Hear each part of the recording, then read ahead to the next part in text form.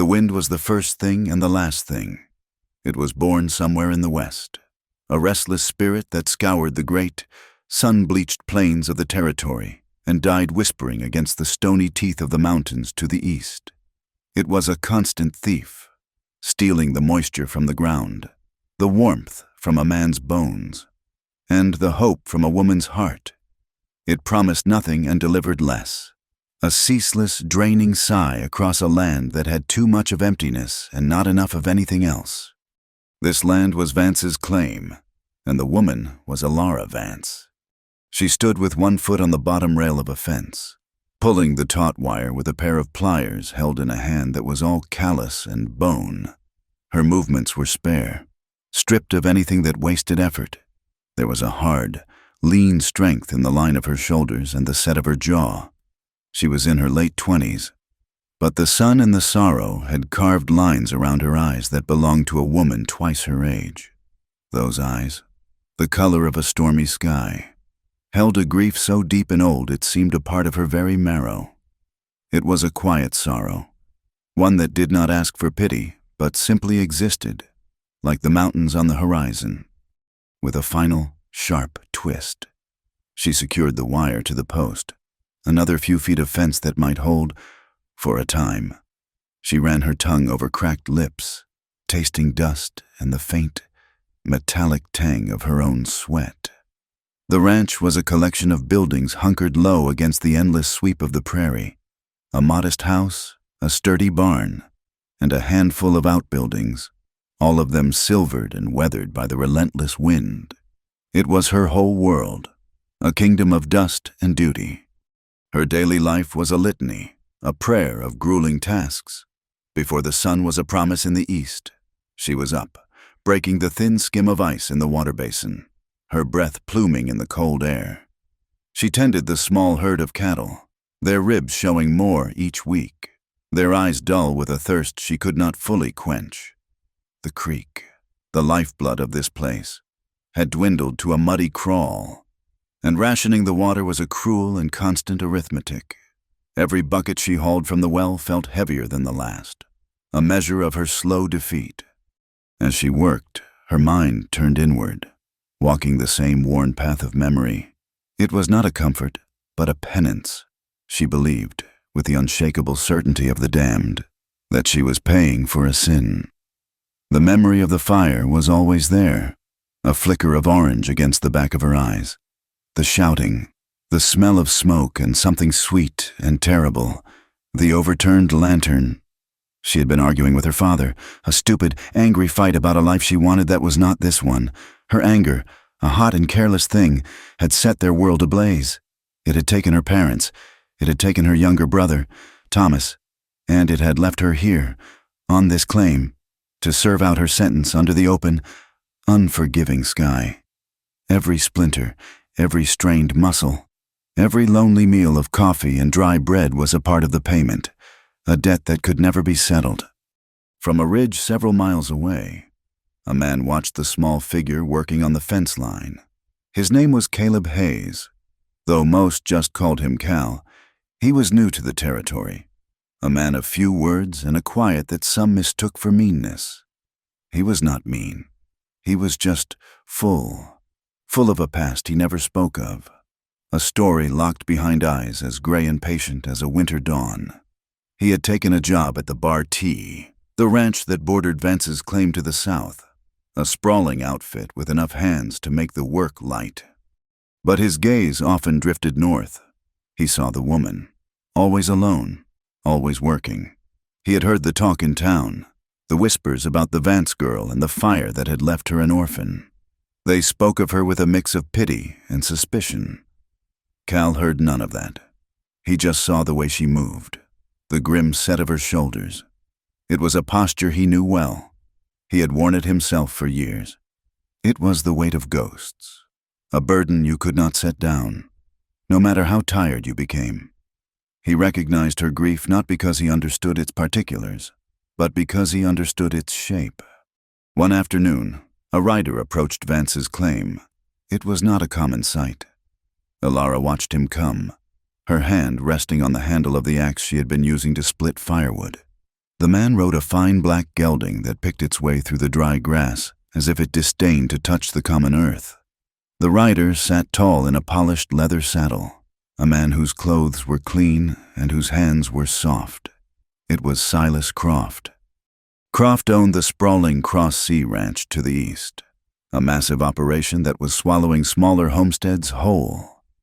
He was a man of wealth and influence, with a smile that never quite reached his cold, calculating eyes.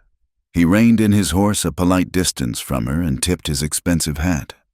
"Miss Vance," he said, his voice smooth and deep. "A pleasure to see you." Ilara did not return the pleasantry. She leaned the axe against the woodpile. "Croft, what do you want?" His smile tightened a fraction. "Ever direct. I admire that. I was just riding the line and thought I would stop in, see how you were faring. It is a hard life out here for anyone, let alone a woman on her own." The pause was deliberate, each word chosen to sound like concern and feel like an insult. "I am faring just fine," she said, her voice flat. "Are you?" he asked, letting his gaze sweep over the thirsty land, the thin cattle, the weathered barn. His eyes took in every sign of her struggle. "Forgive me for being blunt, but this is no life for you. Your father was a good man, a hard worker, but this land requires more than one person can give. I am prepared to make you a generous offer for this place, enough for you to move to town, perhaps open a small shop, live a more comfortable life, a proper life." He framed it as a kindness, a rescue, but Ilara heard the truth beneath the honeyed words. He saw her as a problem to be tidied away, a weak spot in the landscape he intended to own. His pity was a weapon, designed to make her feel small, to make her doubt the very strength that got her out of bed each morning. A cold, fierce pride rose in her throat. This land was her penance, her burden, but it was hers. "Vance's claim is not for sale," she said, her voice low and hard as iron. "Not now, not ever." Croft's smile finally vanished. A quiet, simmering wrath flickered in his eyes, a look of annoyance that a piece on a game board would refuse to be moved. "That is a foolish decision. Miss Vance, pride is a cold comfort on a winter's night." "It is warmer than your money," she shot back. He gathered his reins, his posture stiff with offense. "You will regret this," he said, no longer bothering to hide his condescension. He turned his fine horse and rode away, leaving a silence that felt heavier than before. Ilara watched him go, her heart hammering in her chest. She had won the exchange, but she knew, with a certainty that chilled her to the bone, that she had not won the war. She had only made a powerful enemy. The sky began to turn 2 days later. The air grew still and heavy, charged with a strange, yellow light. The ever-present wind died down to an unnerving whisper. Ilara had seen the signs before. She tasted the air and knew what was coming. A duster, a bad one. She worked with a frantic, desperate energy. She hammered boards over the windows of the small house, her movements swift and sure. She herded the nervous cattle into the barn, their lowing protests lost in the rising moan of the wind.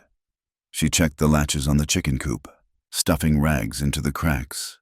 The world was shrinking, the distant mountains dissolving behind a brown wall that was moving toward her, consuming the sky. Then it hit. It was not wind, but a solid thing, a roaring wave of dirt and grit that slammed into the ranch with the force of a physical blow.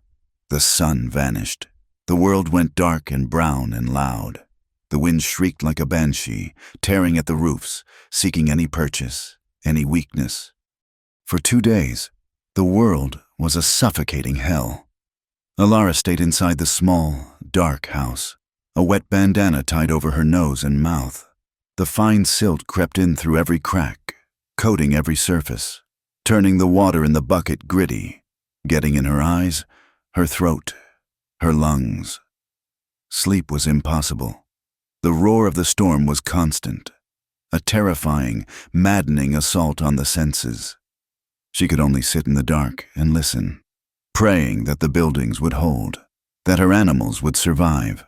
She felt her exhaustion as a physical weight, her body aching from the frantic preparations and the tension of the long wait. On the second day, the wind seemed to find a new, more vicious voice.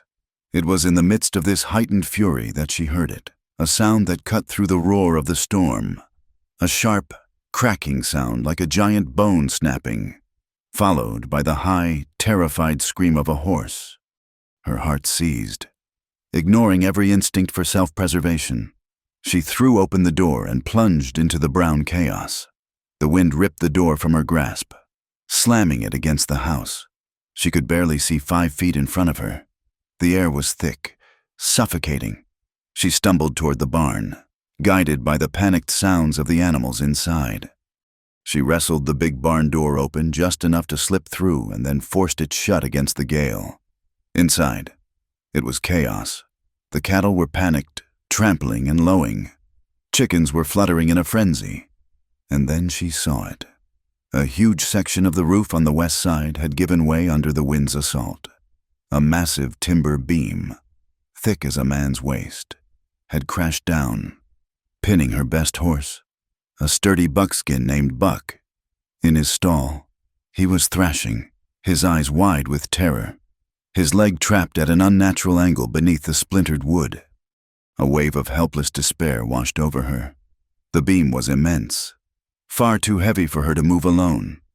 Buck would die, or he would have to be put down. It was one more loss, one more failure, one more thing the land was taking from her. She was sobbing, her cries lost in the storm. When the barn door creaked open again, a figure stepped inside, a tall man silhouetted against the swirling dust. He pushed the door shut, and for a moment, he just stood there, letting his eyes adjust to the dim, chaotic light. It was the man from the bar T, Cal. "Get out!" she screamed at him, the words raw and torn from her throat. Her grief and fear turned instantly to a jagged, protective anger. "Get off my property! I do not need your help!" He did not seem to hear her, or if he did, he paid her no mind. His gaze went past her, assessing the situation with a calm, focused intensity. He looked at the fallen beam, the trapped horse, the precarious state of the remaining roof. He did not look at her at all. He moved then with a quiet, powerful efficiency that was startling. He grabbed a length of thick rope from a peg on the wall, his movements unhurried but certain. He ignored her completely, as if her hostile words were just another part of the storm. He approached the terrified horse, speaking to it in a low, steady murmur that was somehow audible beneath the wind's shriek. He ran a hand along the animal's trembling neck, a touch that was both gentle and firm. Elara stood frozen, a storm of conflicting emotions brewing inside her. She was furious at his intrusion, at his silent dismissal of her command. This was her land, her disaster, her failure. She did not want a witness, and she certainly did not want a savior. But as she watched him work, a grudging respect began to seed itself in her anger. He moved with a knowledge born of long experience. He looped the rope around the end of the beam, then found a smaller, sturdy log to use as a fulcrum. He positioned it carefully, testing the leverage. He put his shoulder and back into it, his muscles cording with the strain. The great beam groaned, resisting. He reset his feet, his jaw tight with effort, and pushed again. Slowly, an inch at a time, the timber began to lift. It was an incredible display of strength and will. He grunted, a low, guttural sound, and with a final, desperate shove, he lifted the beam just high enough for the horse to scramble free. Buck hobbled out of the ruined stall, favoring his trapped leg but seemingly not broken. Cal let the beam fall back with a heavy thud. He went to the horse immediately, running his hands expertly down its leg, checking for damage. His work done, he coiled the rope and hung it back on its peg. He gave the horse one last reassuring pat. Then he turned. Elara braced herself for a lecture, for a condescending remark, for an "I told you so." She was ready to lash out at him again, to reassert the boundaries he had so casually crossed. But he said nothing. His gray eyes met hers for a single, unreadable moment. He gave her a short, simple nod. It was not a greeting or a farewell. It was just an acknowledgement, an act completed.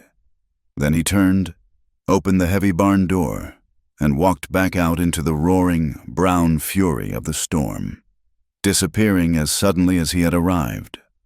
Ilara stood alone in the chaos of her barn, listening to the shrieking wind. His silence unnerved her more than any words could have. He had demanded nothing, no thanks, no payment, no recognition. He had simply seen a need and met it. He had walked into the heart of her private disaster, held it at bay for a moment, and then walked away, leaving her with a strange and unsettling feeling. It was not gratitude. It was not anger. It was confusion. The solid walls of her solitude had been breached, not by force, but by a quiet act of competence that she could not deny, and a silence that she could not understand. The storm raged outside, but a new, more complicated one was just beginning within her. Silas Croft's influence in the town of Redemption was a quiet poison, seeping into the groundwater of public opinion. He did not shout his accusations from the rooftops. He was a patient man, a sower of seeds. He would sit in the saloon, buying around for the men whose opinions mattered, and speak of Ilara Vance in a low, troubled voice, shaking his head with a performance of deep regret. "A terrible shame.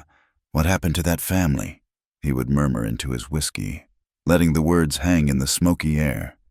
"The girl has spirit. I will grant her that. But a fire that starts from a lantern knocked over in a fit of temper. It speaks to a certain recklessness. A woman's nerves are delicate things, not meant for the burdens of running a place like that." He would say it to Henderson, the owner of the general store, while examining a bolt of cloth. "I worry for her. Offered her a fair price, a generous one, enough to set her up proper. But she has a stubborn streak, a dangerous thing, pride. When the wolves are at the door." To the wives of the town council, he painted a picture of a woman unmoored, living without propriety or guidance, a sad example for their own daughters. He never raised his voice. He simply planted the seeds of doubt, of pity, of contempt, and let the town's own prejudices provide the water and sun. The crop came in quickly. When Ilara next rode to Redemption for supplies, the change was a palpable thing, a cold draft in a once familiar room. For years, she had done business with Mr. Henderson, whose ledger held a long and friendly history with her father. Today, he consulted the book with a pinched expression, his spectacles slipping down his nose. "Miss Vance," he said, avoiding her eyes, "this is quite a tally. With the drought and all, I will need to ask for cash on this. I cannot extend the credit any further." The words were a slap. She had never been denied. She stood a little straighter, her chin lifting. "My father's credit was good in this store for 20 years. Mr. Henderson." "Your father is gone," he replied, and the cold finality of it left no room for argument. She paid with the last of her carefully hoarded coins, the sound of them clinking on the counter feeling like a surrender. Outside, the feeling of alienation intensified. She saw Martha Mayhew, a woman her mother had called a friend, hurry across the street with her children, herding them away as if Ilara were contagious. Men loafing on the porch of the saloon fell silent as she passed, their eyes following her with a mixture of crude speculation and open disdain. Their whispers were like insects skittering just at the edge of her hearing. She did not need to hear the words to know their meaning. That's her, the one who killed her family, thinks she can run a ranch, lives out there all alone. The pity she had once felt from them had been a burden. This contempt was a whetstone. It honed the soft edge of her sorrow into a sharp, gleaming defiance. She met their stares, her own gaze hard and unyielding. Let them whisper. Let them judge. She would not be broken by their small, mean minds. Their scorn was just another hardship, like the wind or the drought. She would endure it, and she would do it alone. The isolation was no longer just a circumstance. It was a fortress she built around herself. Stone by bitter stone. Cal Hayes felt the town's judgment in his own way. He had left his position at the Bar T, preferring the freedom of freelance work, of mending fences and breaking horses for whoever had the need in the coin.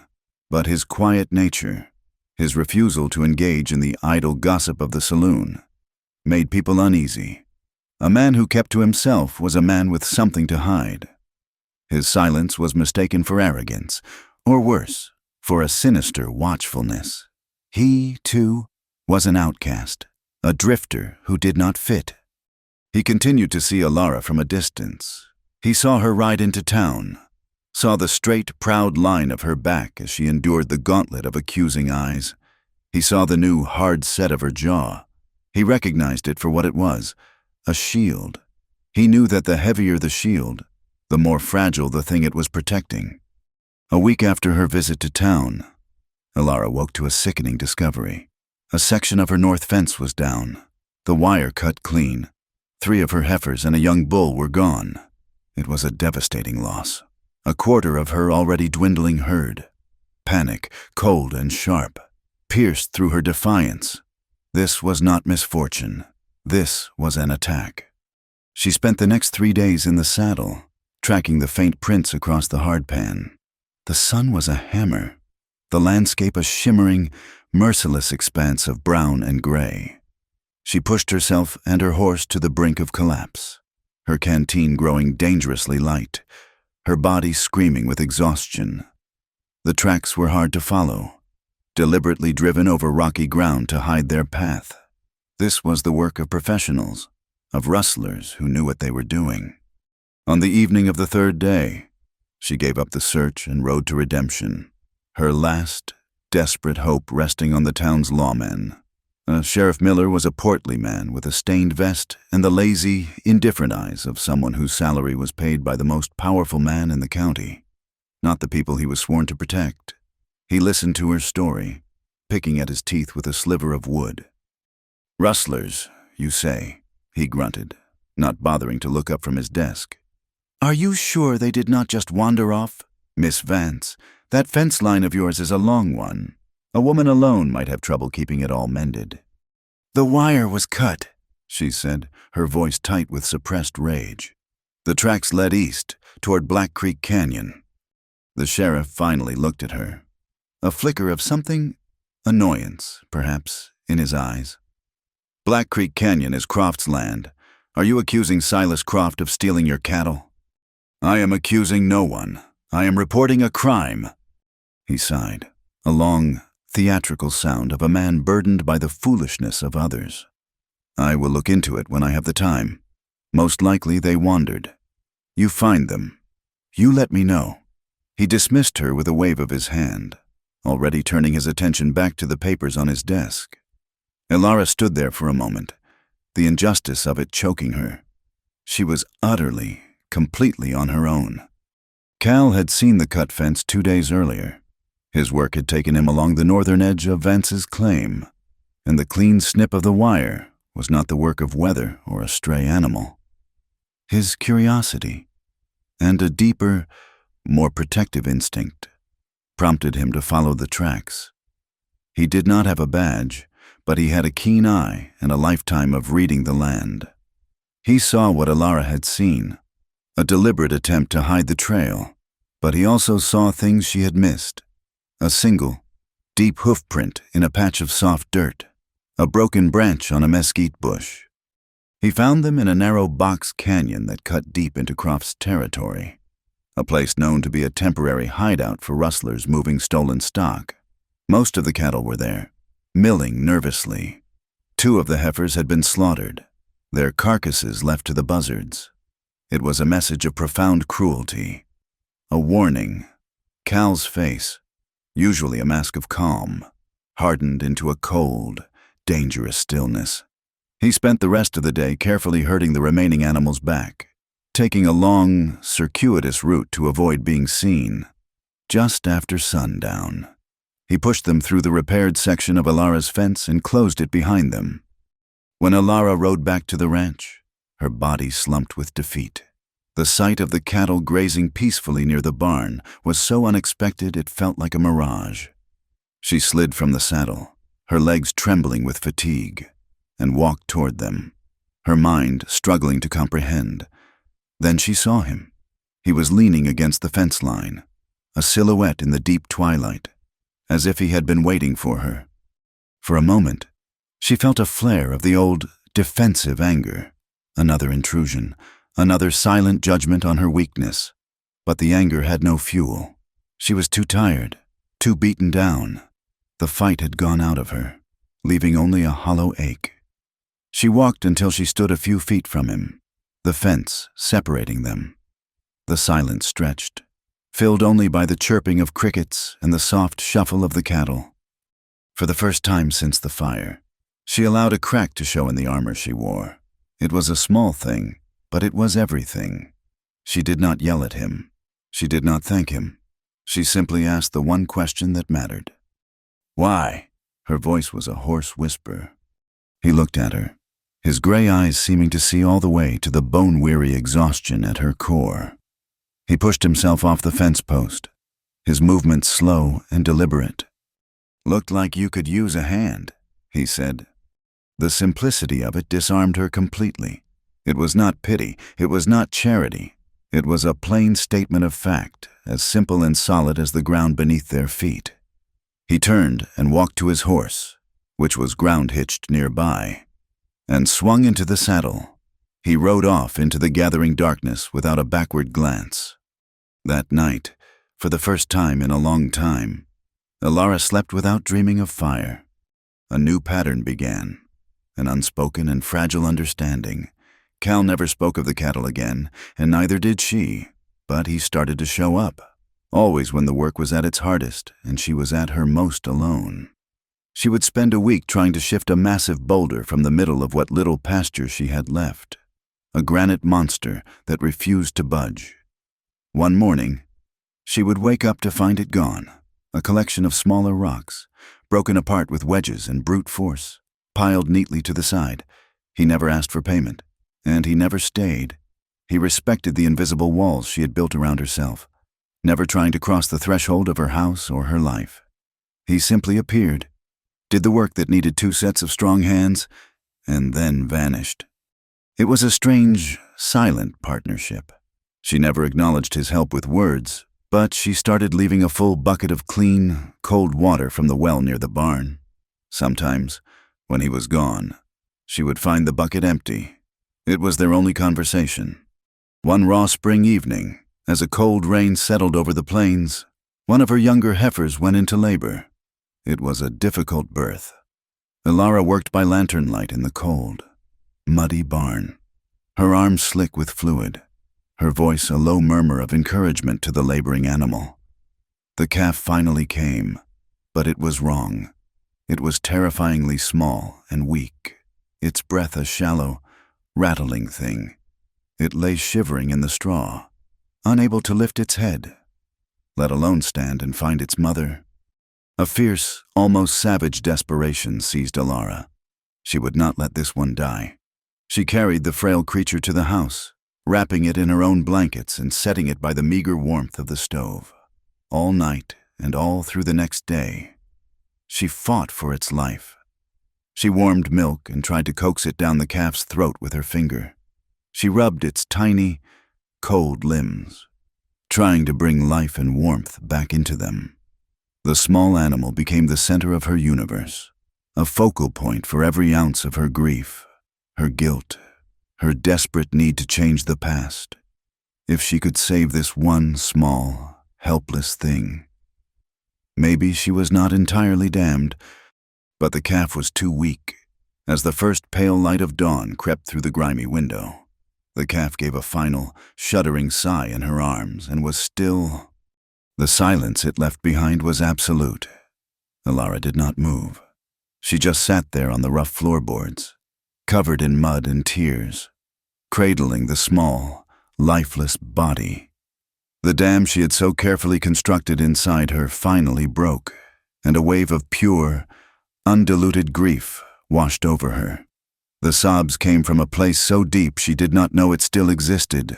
Wrenching, painful sounds of a heart breaking all over again. She wept for the calf, for her parents, for her brother, for the lonely, impossible life she was trapped in.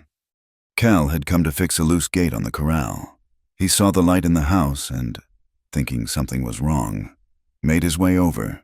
He peered through the window and saw her, a portrait of absolute sorrow. He did not knock. He did not call out her name. He understood, with a clarity that went beyond words, that this was not a moment for comfort or platitudes. This was a sacred, private grief, and his presence was an intrusion. But to leave her alone in it felt like a cruelty he could not commit. He backed away from the window. He walked to the barn and took the shovel that was leaning against the wall. He walked to a small, grassy rise near the dry creek bed, a place that caught the morning sun, and he began to dig. The sound of the shovel was rhythmic and steady. A scrape and a thud, a scrape and a thud. It was the only sound in the world besides the whisper of the wind. He did not rush. He dug a small, neat grave, deep enough to protect it from coyotes. When he was finished, he did not go to the house. He simply stood by his work, his hat in his hands, and waited. He was not offering a solution. He was not trying to take away her pain. He was simply sharing the weight of it, his silent presence a vigil in the cold morning light. It was the first time anyone had seen Alara Vance cry since her family's funeral, and the man who saw her did not offer a single word. But in his silence, she felt, for the first time, that she might not be completely and utterly alone. The silent help Cal offered had been a balm on Alara's wounded spirit, a small patch of green in a desert of despair. But Silas Croft was not a man to be deterred by small signs of life. He dealt in floods and droughts, not gentle rains. His countermove came not with a whisper, but with the clatter of wagons and the ring of hammers on steel.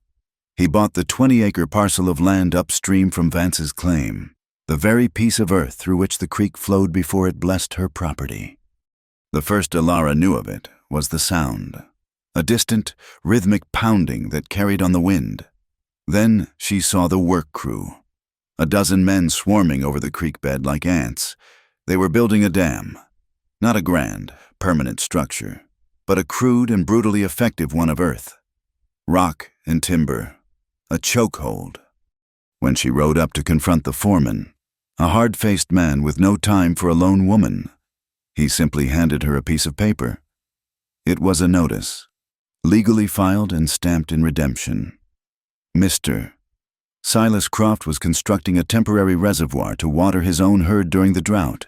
It was, the paper stated, a necessary measure for the preservation of his livestock, an act that was, on its face, perfectly legal, even if its intent was as clear and cruel as a shard of glass. There was nothing she could do. She could not fight him in a court run by a judge who took his dinners at Croft's lavish table. She could not appeal to a sheriff who was little more than Croft's errand boy. She was trapped, forced to watch as the weapon that would kill her ranch was assembled before her very eyes. The creek began to die the day they finished. It was a slow, agonizing death. The clear, steady flow that had gurgled over the stones her entire life faltered. It thinned, becoming a shallow sheet of water that barely covered the pebbles. The next day, it was a listless crawl. The day after that, it was nothing more than a series of disconnected, stagnant pools, green with scum. Soon, even those vanished, leaving behind a wide, cracked scar of mud that baked and whitened in the relentless sun. The sound of the ranch, the constant murmur of moving water that had been the background to her every thought, was gone. The silence it left was the sound of a tomb. Her pastures were the first to show the blight. The hardy buffalo grass turned a sickly yellow-brown, then crisped into a lifeless thatch. The cattle, their thirst a constant, lowing misery, began to lose what little flesh they had. Their hides grew dull, their eyes listless. This was no longer a series of misfortunes she could fight with hard work and grit. This was a siege, A calculated, methodical strangulation designed to break not just her livelihood, but her will to live. The physical and emotional toll was immense. All the hope that had been so carefully, tentatively kindled within her disintegrated, replaced by a cold, familiar despair. This, her heart whispered, was the punishment she had always known was coming. This was the final payment for her sin. But the part of her that had survived the fire, the stubborn, unyielding core of Elara Vance, refused to simply lie down and die. The well near the house, deep as it was, still held water, though the level was dropping. Her life became a grueling, monotonous cycle of hauling that water. From before dawn until well after dusk, she yoked herself to 2 heavy buckets, her shoulders straining, her back screaming in protest. She made endless trips from the well to the troughs, a tiny, defiant figure moving through a dying landscape. Each bucket was a victory, each step a refusal to surrender. But it was a losing battle. The troughs were empty almost as soon as she filled them. The cattle drank and were still thirsty. The ground drank and was still parched. She worked until her hands were raw and blistered, until her muscles trembled with an exhaustion that went deeper than bone. At night, she would collapse onto her cot, too tired to eat, too tired to weep, only to rise in the dark and begin the hopeless task all over again. Cal watched from a distance. He saw the dam go up. He saw the creek bed turn to dust. And he saw her, a solitary figure making her slow, painful pilgrimage between the well and the troughs. He saw her growing thinner, her movements slower, the proud, straight line of her back beginning to bow under the impossible weight. Her desperation was a physical thing, a shimmer in the air around her, and it called to a deep and quiet place in his own soul. He knew this was a fight she could not win with brute force alone. His father had not been a rancher. He had been a prospector, a man with a restless heart, and an unquenchable belief that fortune lay just under the next rock. He had died with empty pockets, but he had left his son with something more valuable than gold, a knowledge of the earth. Cal remembered the long days trailing behind him, listening to his father talk about the land, not as a surface, but as a deep and complex thing. He spoke of rock formations, of strata, of the way water moved in hidden rivers deep underground. "Look for the cottonwoods," his father used to say, pointing to a line of trees in an otherwise barren landscape. "They do not grow like that without a secret to drink from. And see that dip, where the sandstone meets the shale? That is a thirsty man's church. Son, water likes to gather in a place like that." With those old lessons echoing in his mind, Cal began to scout the arid, rocky hills that made up the western edge of Elara's property. To most, it was useless land, good for nothing but rattlesnakes and lizards. But Cal looked at it with his father's eyes. He spent 2 full days walking the ridges and dry washes, his gaze sweeping over the terrain, looking for a sign, for a geological sentence that spelled water. He found it late on the 2nd day, tucked away in a rocky alcove, hidden from casual view by a thicket of scrub juniper. It was a shallow depression at the base of a high, stratified cliff. A long, dark seam of shale was sandwiched between layers of porous sandstone. It was the kind of place his father would have stopped, his eyes gleaming with possibility. There were no guarantees, but it was the best chance the land had to offer. He returned the next morning at sunrise with a pickaxe and a shovel. Elara was already on her 2nd trip from the well, her face a pale, grim mask of exhaustion. She stopped when she saw him walking toward the hills, the tools balanced on his shoulder. She did not call out. She simply watched, 1,000 questions and a deep, ingrained suspicion swirling within her. She followed him at a distance, staying far enough away that he would not think she was seeking his help. She watched as he chose his spot in the alcove, took off his hat, and swung the pickaxe. The first blow rang loud in the still morning air, a sharp crack of steel against stone. He worked with a steady, relentless rhythm, breaking up the hard, sun-baked surface. Then he set down the pick and began to shovel out the loosened rock and dirt. It was back-breaking, brutal work. The sun climbed higher, beating down on the small alcove, turning it into an oven. Sweat soaked through his shirt, plastering it to his back. His movements never faltered. Ilara stood by the fence line, her own work forgotten. Her mind was a battlefield.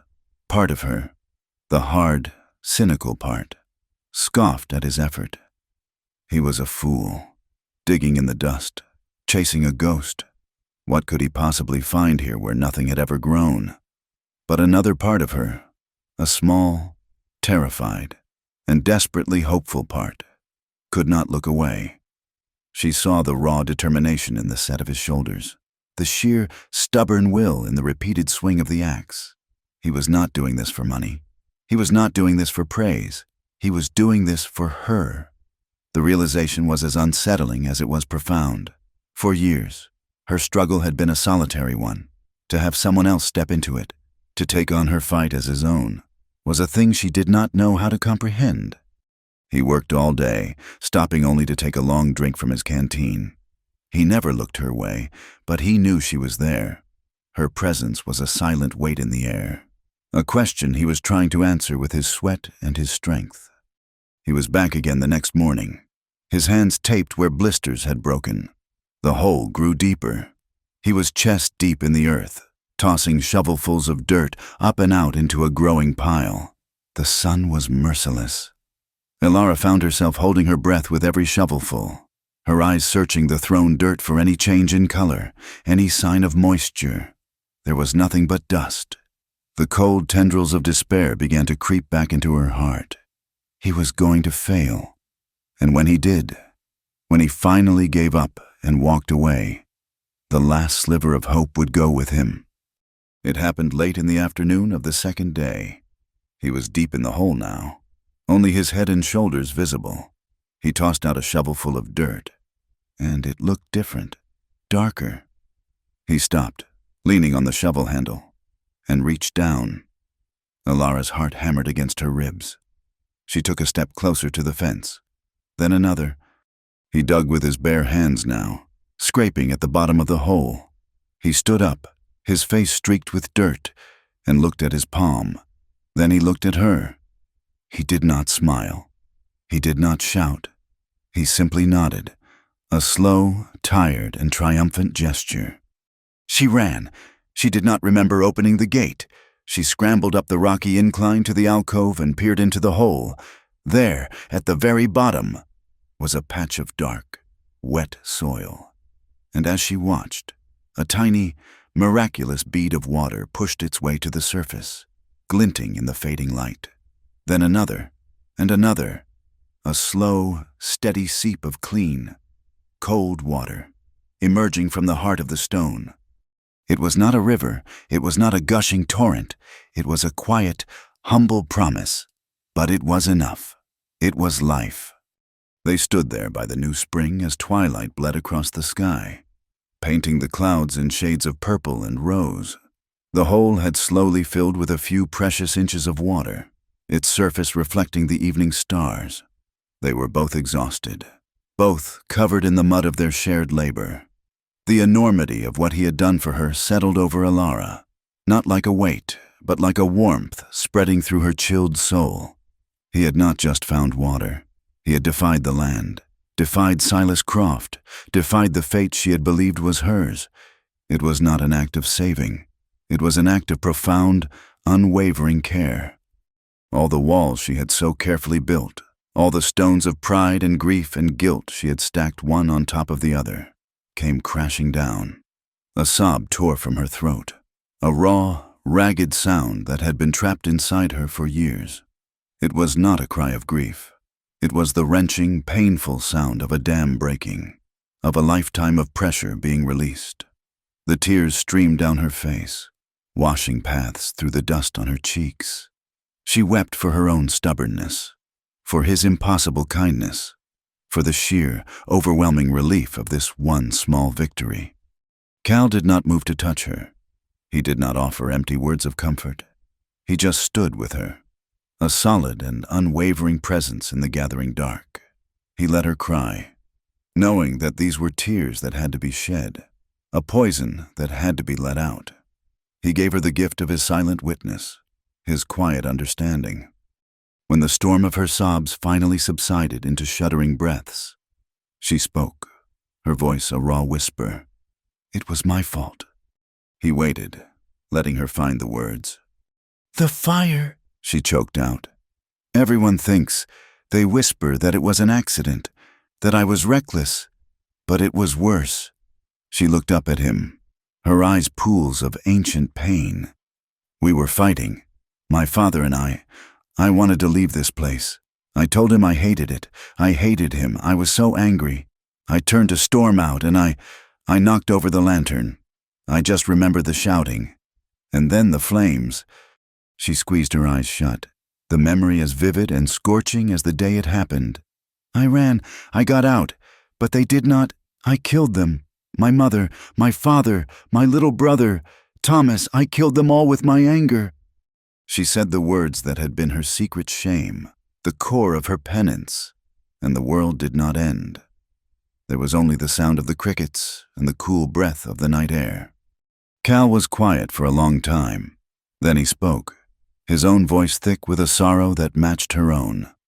"I had a wife," he said softly. "Her name was Sarah, and we had a daughter, Molly. She had her mother's smile." Ilara opened her eyes, her own grief momentarily forgotten in the face of his. "We came west from Ohio," he continued, his gaze lost in the past. "Had a good wagon, strong mules. I thought I had planned for everything. But the cholera came through the wagon train. It moved so fast. First Sarah took sick, then little Molly. I boiled the water. I sat with them, held cool cloths to their heads. I prayed. I did everything I knew how to do." His voice broke, and he had to stop to swallow the lump in his throat. "They died a day apart. I buried them on the side of the trail, under a lone cottonwood tree. There are 1,000 men who lost their families on that trail. But all I could think was, I should have done more. I should have seen the sickness coming. I should have turned back. I should have been able to save them." He looked at her then, and in his gray eyes, she saw her own guilt, her own helpless grief, reflected back at her. "It does not matter if your hand was the one that tipped the lantern. When you are the one left standing, you feel like the one to blame." In that moment, they were not a lonely rancher and a quiet drifter. They were two survivors, two souls branded by loss, standing on the common ground of their shared tragedy. The chasm of their separate sorrows had been bridged by the raw, honest truth of their confessions. He took a half-step closer. He raised his hand, his movements hesitant, as if asking for permission. He gently, so gently, touched her face, his calloused thumb wiping away a tear that lingered on her cheek. The touch was not one of passion, but of a deep, soul-shaking tenderness. It was the first time in years she had been touched with anything other than pity or violence. It was a touch that did not try to fix, but simply to acknowledge, to say, "I see you, I see your pain, and I am still here." In that one small, reverent gesture, a new and fragile world began. The discovery of water did not magically transform the sun-scorched earth into a garden, but it transformed everything else. The spring, a humble seep from the heart of the rock, became the new center of their world. It was a source of life, but it was a life that still had to be fought for. Bucket by bucket, ditch by ditch. The difference was that the fight was no longer a losing one, and Ilara was no longer fighting it alone. Cal moved his bedroll from some unseen camp into the corner of her barn, an unspoken agreement that his work here was not finished. He was no longer a phantom helper who appeared and vanished. He was a constant, solid presence. They began to work not as a desperate woman and a charitable stranger, but as partners. A new rhythm developed, one of shared labor and quiet understanding. They dug a narrow irrigation trench from the spring to the troughs, the rhythmic scrape of their shovels a kind of conversation. They reinforced the weakened barn roof, their movements synchronized as he lifted the heavy timbers and she hammered them into place. The grim, solitary silence that had defined Alara's existence began to fill with small sounds, the scrape of his whetstone on a shovel's edge, the low murmur of his voice calming a nervous horse, and, eventually, the sound of their own voices. The long, grueling days were now punctuated by quiet conversations. He would tell her about his father's search for gold in the Black Hills, and she would tell him about her mother's garden, of the unlikely roses she had managed to coax from the unforgiving soil. They spoke of the past not as a litany of ghosts, but as a map of the people they had once been. The emotional intimacy that had been forged in their shared confession of grief began to blossom, slowly and naturally, into something more, a lingering touch when he handed her a tool, his calloused fingers brushing against hers, sending a jolt of warmth through her, a shared smile over a small victory, like setting a fence post perfectly straight. These were small, quiet moments, but in the vast emptiness of the plains, they felt as significant as the rising of the sun. The landscape itself, once the stark and brutal backdrop to her suffering, began to change in her eyes. It was still a harsh and unforgiving place, but now she saw its beauty through a shared lens. They would end a long day's work by sitting on the ridge behind the house, watching the sun bleed across the horizon, setting the distant mountains ablaze with color. The silence between them was no longer one of loneliness, but of comfortable companionship. After a rare, brief thunderstorm, the air would be thick with the clean, sharp scent of sagebrush, a smell she now associated with the relief of a shared struggle overcome. The cold desert nights were still long and dark, but the warmth of a shared fire in the hearth of her small house pushed the shadows back, creating a small, flickering circle of safety and companionship. The first time he kissed her, it was not in a moment of sweeping passion, but one of quiet inevitability. They were in the barn late one evening, the air thick with the sweet, dry smell of hay and the warmth of the animals. The day had been long and punishing, repairing a section of corral fence that the wind had taken down. They were both tired down to the bone, moving with the slow, deliberate motions of utter exhaustion. She was hanging a bridle on a hook, and he was standing nearby, coiling a rope. She turned, and he was just there, his face illuminated by the soft glow of the lantern. The usual space they kept between them had vanished. His gray eyes, usually so calm and patient, held a new light, a question and a plea all at once. He did not move, but the air between them grew thick and charged. All the unspoken feelings, all the shared glances and lingering touches of the past weeks seemed to gather in that small space. He lifted a hand, as he had done by the spring, and gently brushed a stray piece of hay from her cheek. His touch was reverent, his fingers barely grazing her skin. She did not pull away. She leaned into his touch, a small, involuntary movement of surrender and acceptance. He lowered his head, and his lips met hers. The kiss was gentle, hesitant, and as soft as a prayer. It was not a kiss of demand or possession, but a quiet, reverent expression of all the unspoken words that had grown between them. It was an admission. In this harsh, unforgiving world, they had found an oasis in each other. When he pulled back, he rested his forehead against hers, their breaths mingling in the cool air. No words were needed. In the quiet darkness of the barn, they both knew that something had irrevocably shifted. They were no longer just partners in survival. That kiss opened the door to a period of peaceful, hopeful light. They were building something now, not just a ranch, but a life. They began to dream, their conversations by the fire turning from the past to the future. "With the spring holding steady, we could run another dozen head of cattle next year," she said one night, the word "we" sounding both strange and perfectly natural on her tongue. "We would need to expand the north pasture for that," Cal answered, already seeing the work in his mind. "And we could build another room onto the house. For the winter, The implication of a shared winter, of a shared future, hung in the air between them, a beautiful and fragile thing. One afternoon, while they were trying to wrangle a particularly stubborn calf, Cal slipped in the mud and landed flat on his back, looking up at the sky with a comical expression of surprise. A sound escaped Alara's throat that she did not recognize at first.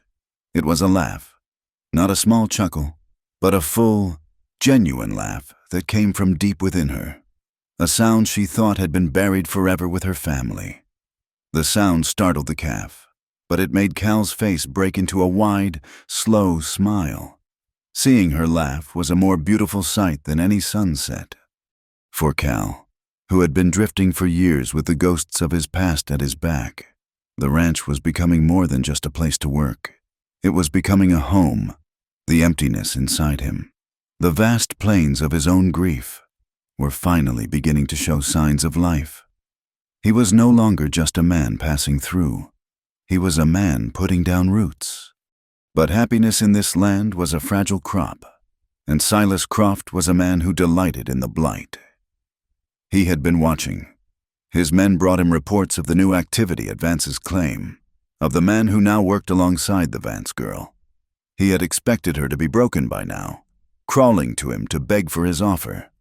Her survival was an insult. The sight of her and Cal riding back from their new spring, their shoulders nearly touching, their faces calm and resolved, was an intolerable offense. His tactics shifted from the slow poison of economic pressure to the quick, brutal venom of personal attack. He started in town, where the seeds of his slander had already taken root. He used their relationship, the one beautiful thing they had built, as his primary weapon. In the saloon, his voice was thick with false concern.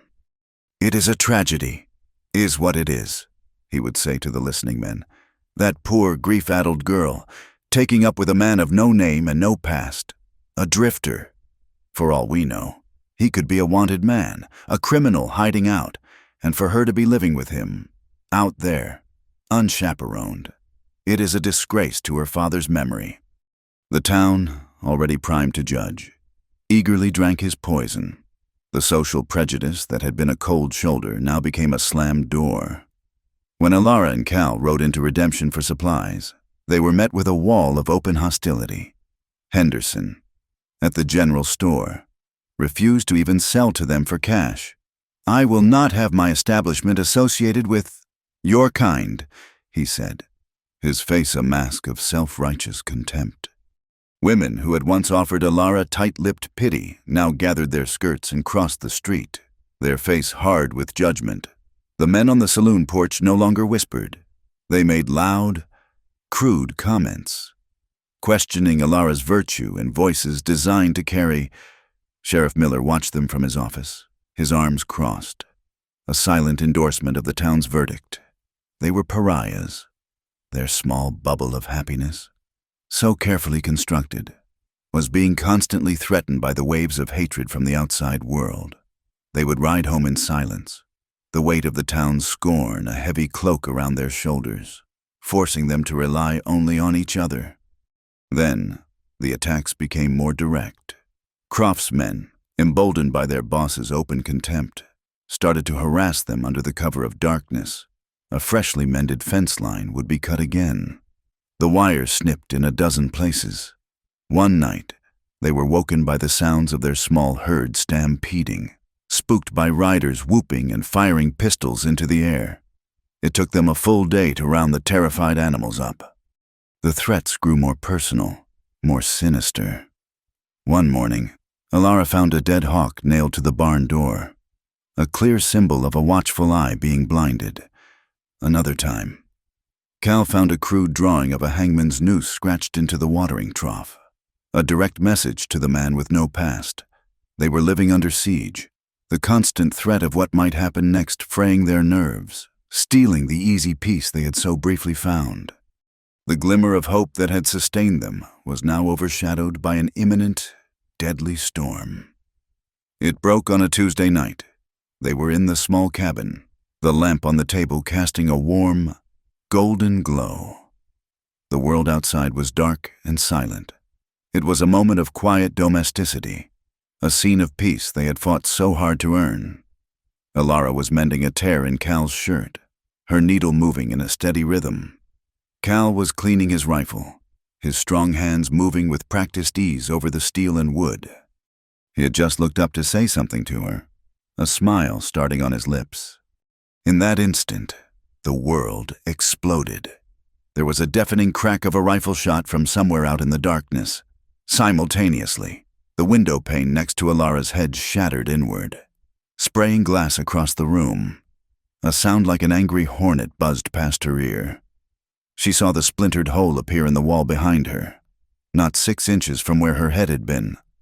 For a heartbeat, they were both frozen in sheer, uncomprehending shock.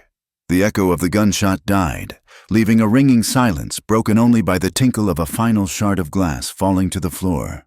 The lamp flickered, the flame dancing wildly in the sudden draft.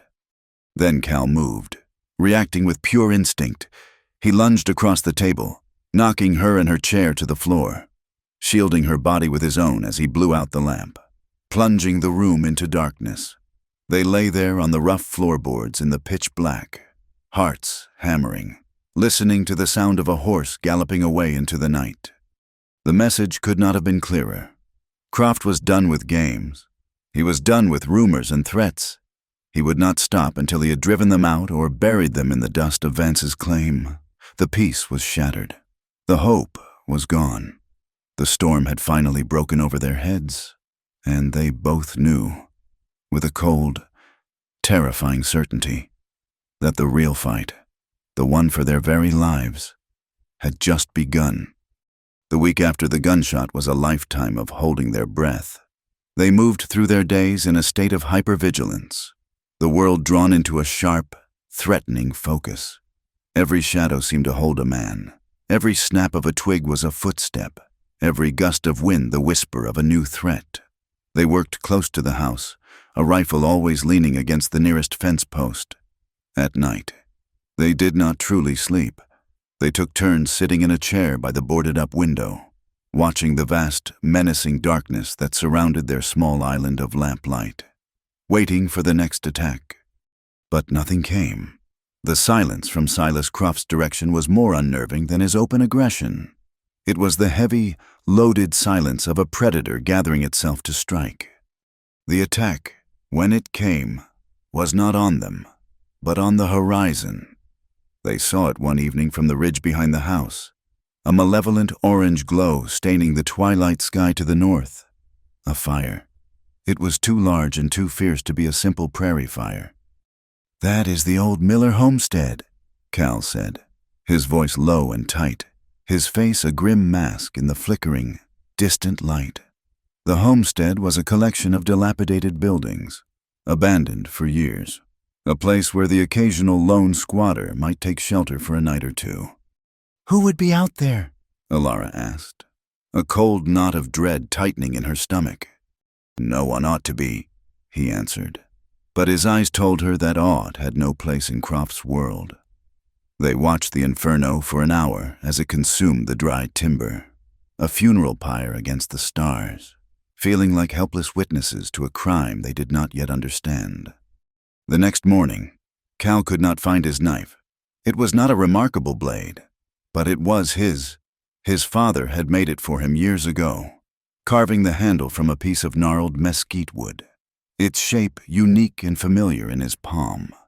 He searched the barn and the house, a small, nagging worry that he could not quite place. He assumed it must have fallen from its sheath while he was working. He would find it later. He never got the chance. They arrived at midday, a dozen riders cresting the rise, the sun glinting off their rifle barrels and the tin star on Sheriff Miller's chest. They were not a posse of lawmen. They were a gang of thugs with a veneer of authority. They surrounded the small house, their faces set in grim, accusatory lines.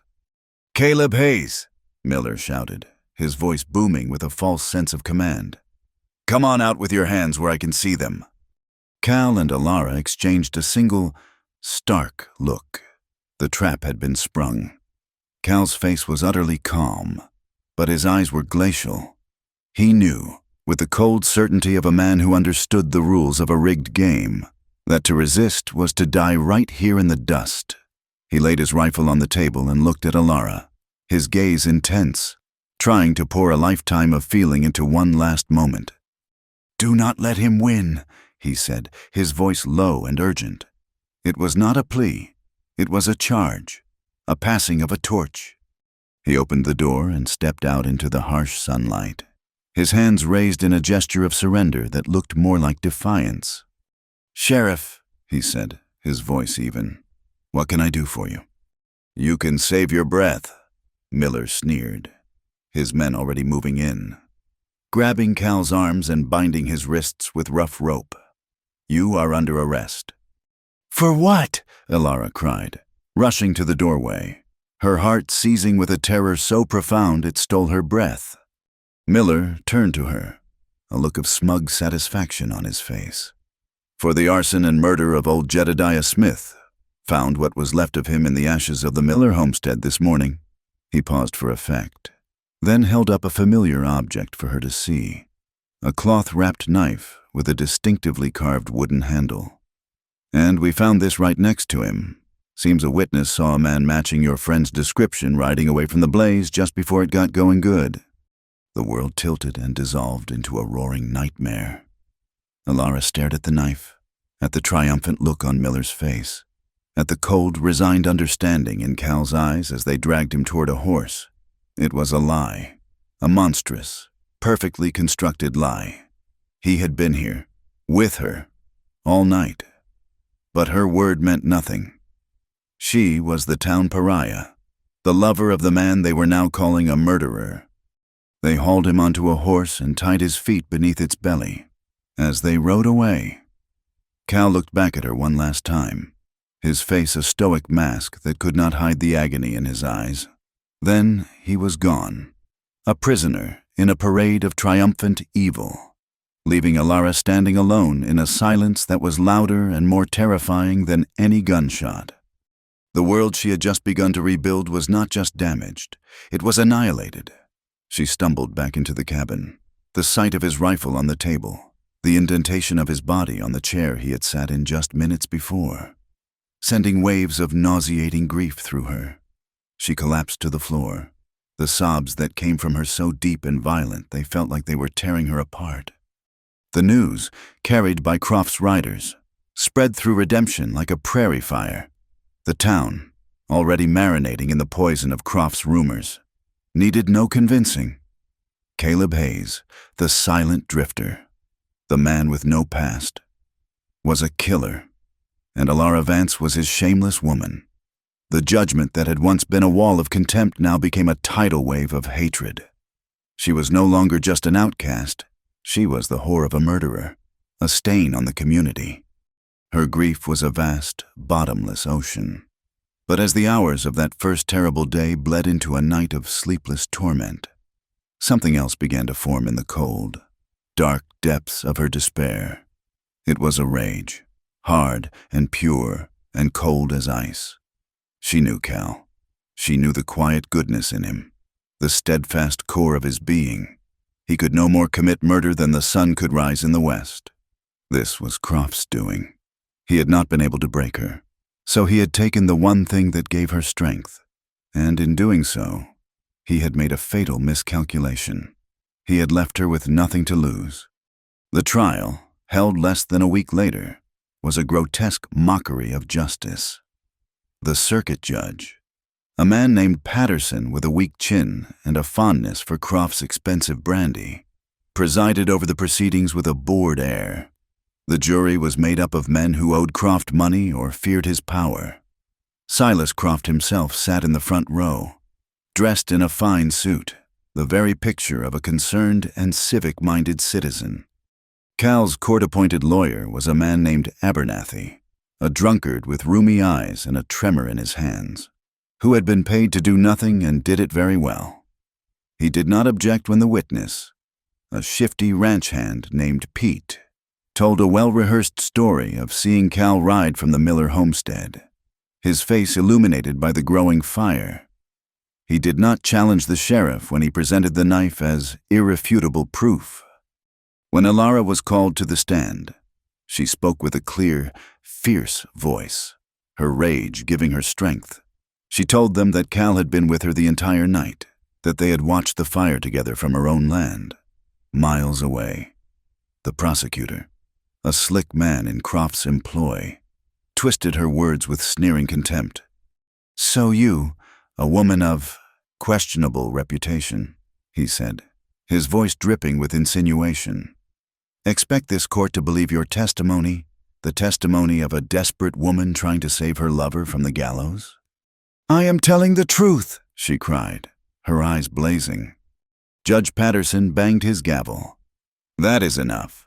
Miss Vance, your testimony is clearly compromised by your personal involvement. You are excused."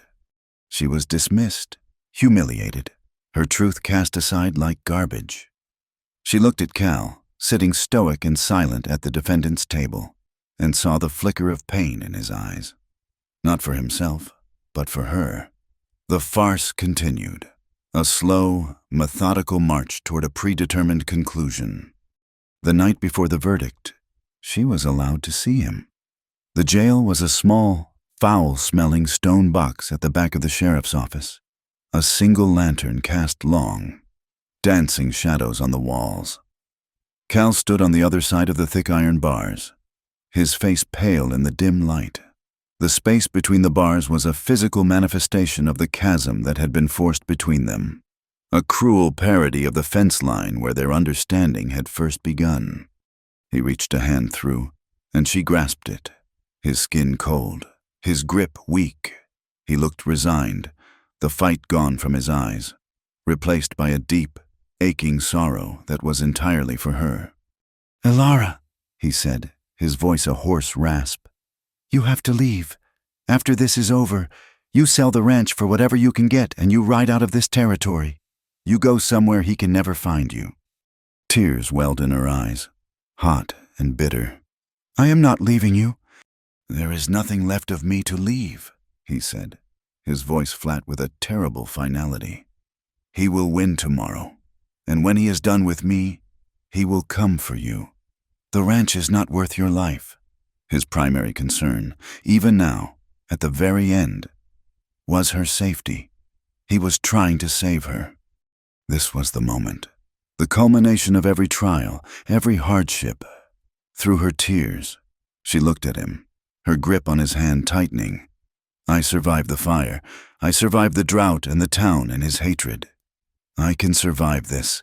I told you once, a long time ago. I do not need saving." A look of profound love and heartbreak passed over his face.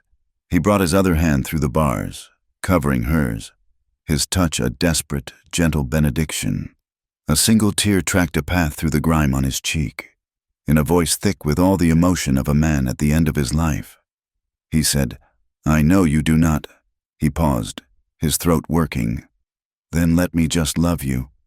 It was the most heartbreaking, selfless plea she had ever heard. It was not a statement about her weakness, but about his own deepest, most fundamental need. His love was not a shield he offered her, but the last and only thing he truly owned, a gift he had to give, even here, at the end of all things. It was a love that asked for nothing, not even her survival. It simply asked to exist, to be given, freely and completely, in the face of absolute doom. They stood there in silence, their hands clasped through the bars, their foreheads pressed against the cold iron, until the deputy came to take her away.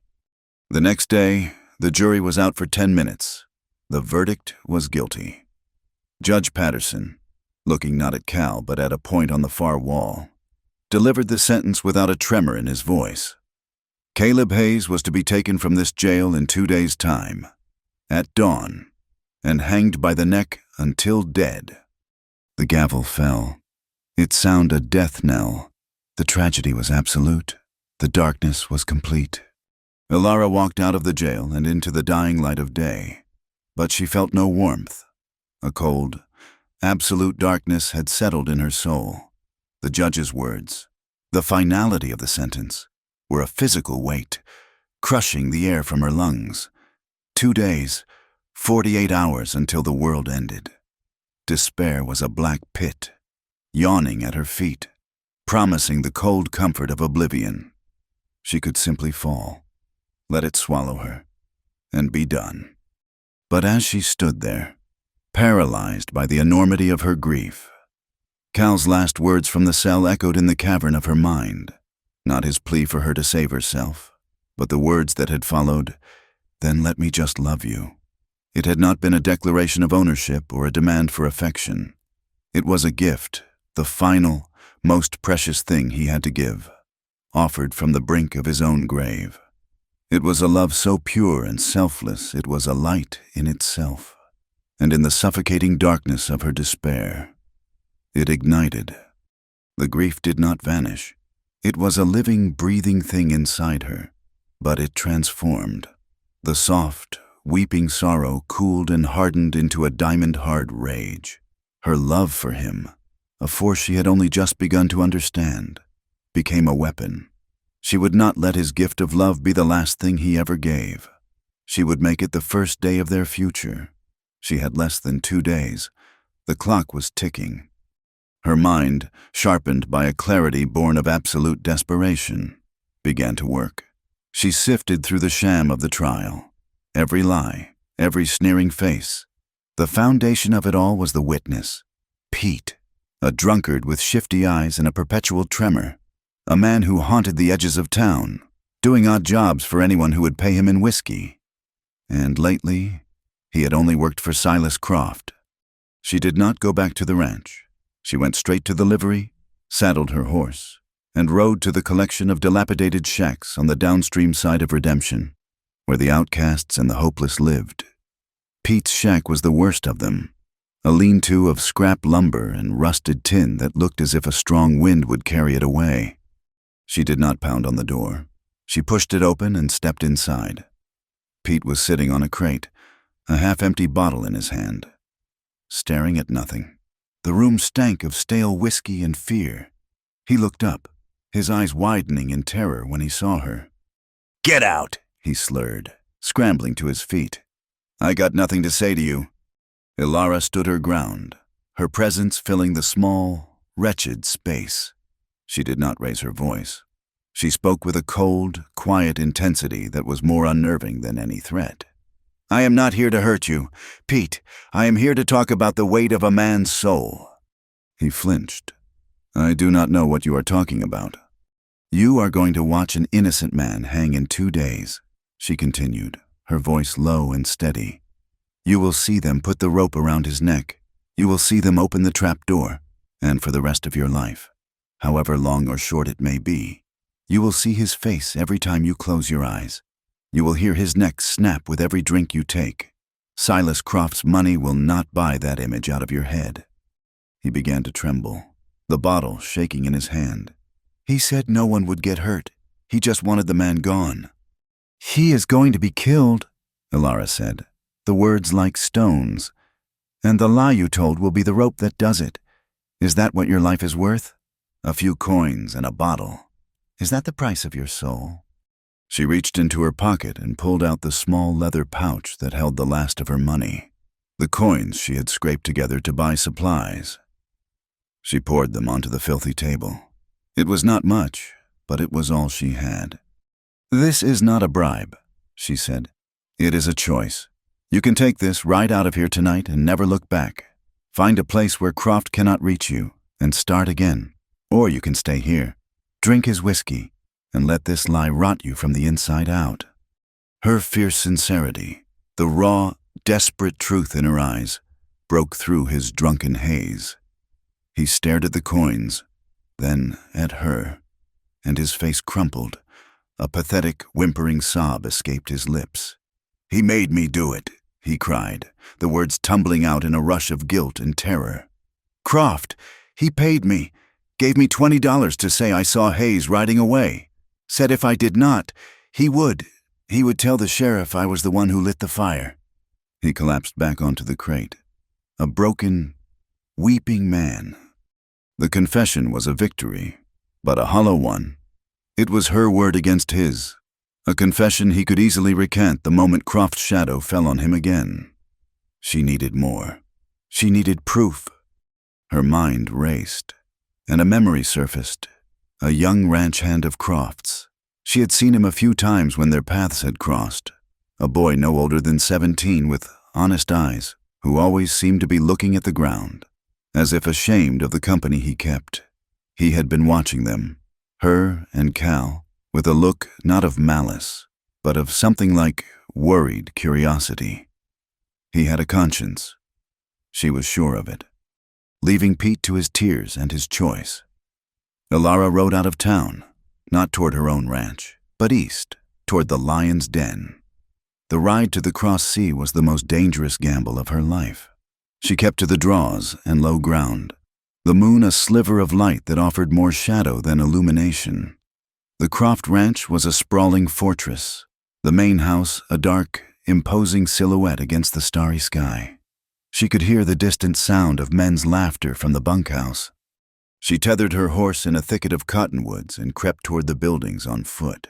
She bypassed the bunkhouse and went to the barn, her instincts telling her the boy might seek solitude there.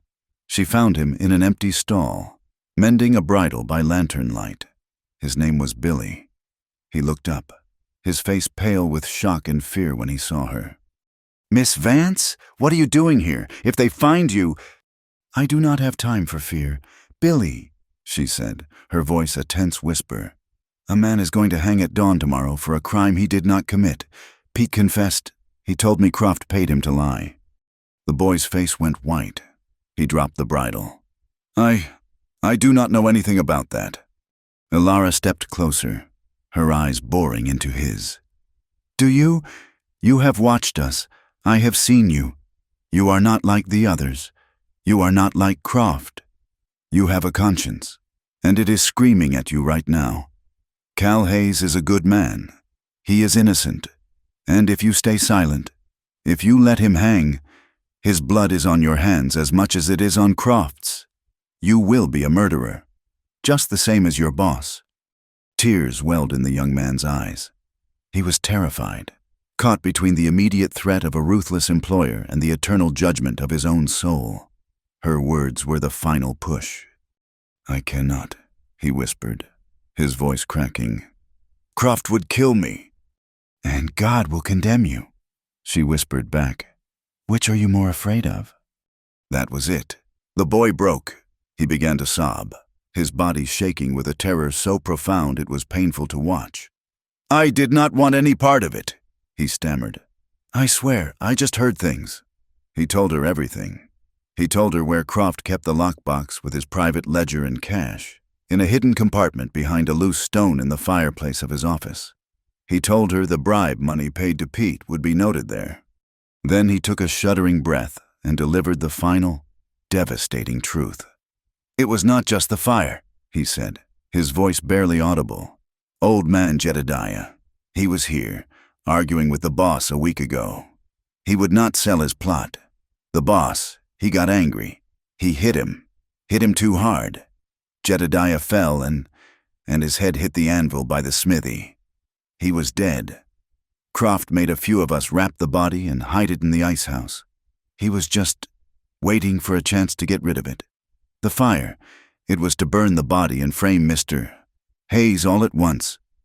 The cold, calculated evil of it stole Ilara's breath. With the rising sun as their enemy, they rode. Billy, terrified but resolute, rode with her. They did not spare the horses, pushing them at a punishing gallop. The eastern sky already beginning to bleed with the pale gray of impending dawn. As they neared redemption, they could hear it, the rhythmic, sickening sound of a hammer striking wood. They were finishing the gallows. Ilara did not ride to the sheriff's office. She rode straight to the church, its white steeple a beacon against the dawn. She knew the circuit judge was staying in the pastor's spare room. She threw herself from the saddle, Billy close behind her, and burst through the church doors without knocking. Judge Patterson was sitting at a small table, having his morning coffee. He looked up, his face a mixture of shock and outrage at the intrusion. "Miss Vance, what is the meaning of this?" "The meaning? Judge," she said, breathless. shoving the terrified Billy in front of her, "is that you are about to execute an innocent man."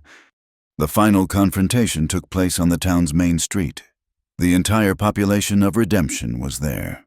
A morbid, silent crowd gathered to watch the spectacle of death. The gallows stood stark and new in the center of the street. Cal was being led from the jail, his face pale but his head held high, flanked by deputies. Croft was there, standing near the base of the gallows like a king presiding over a tournament, a look of supreme satisfaction on his face. Then came Elara, the judge, and the trembling ranch hand, pushing their way through the crowd. "Stop this proceeding," the judge yelled, his voice thin but carrying in the stunned silence. Croft's head snapped around, his confident expression souring into a black scowl when he saw Billy. "What is this nonsense?" he boomed. "This woman is hysterical. Get her out of here." "She has a witness," the judge said, his own face now pale. He motioned for a few trustworthy men to go with Billy to Croft's ranch to retrieve the lockbox. Croft began to rage, calling Elara a liar, a whore, trying to dismiss Billy as a half-wit, but his panic was evident. And when Billy, his voice shaking but clear, told the assembled crowd the truth about Jedediah's death, about the body in the ice house and the frame-up, the mood of the town shifted. It was like a change in the wind before a thunderstorm. The morbid curiosity turned to a low, angry murmur. The citizens of Redemption were hard people, but they had a line. A framed man was one thing, a cold-blooded murder by the man who owned their town was another. The riders returned with the lockbox. The ledger, with its damning entry, was there for all to see. The truth, once revealed, was a force of nature. The communal justice of the frontier was swift and absolute. The crowd surged forward, their murmur becoming a roar. Croft, his face a mask of enraged disbelief, was seized. The deputies who had been his puppets melted away. Sheriff Miller, seeing the tide turn, made a run for his horse, but he was caught, disarmed, and sent packing out of town on foot, a chorus of jeers and threats following him. In the midst of the chaos, the deputies guarding Cal unlocked his bonds and simply walked away. He was free. He stood there, blinking in the bright morning sun, as the life he thought was over was suddenly handed back to him. He saw her then, standing across the street, the crowd parting between them. He and Elara met in the middle of the street. The townspeople watched in silence. They did not rush into each other's arms. They did not kiss. They simply stood for a long moment, looking at each other. The full, crushing, and liberating magnitude of what they had survived passing between them in a single, silent gaze.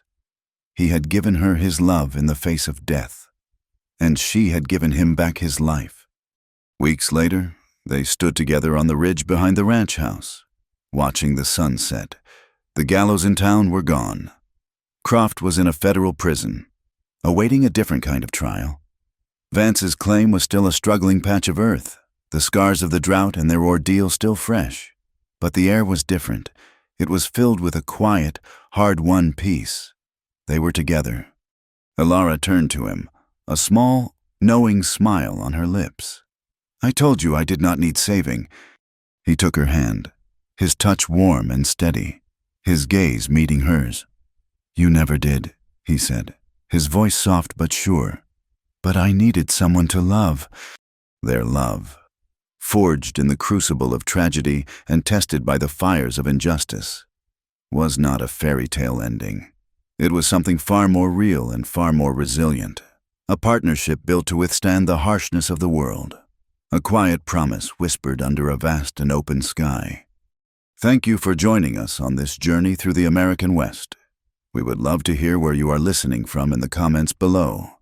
Subscribe to the From Wild West channel for more stories, and share your thoughts with our community.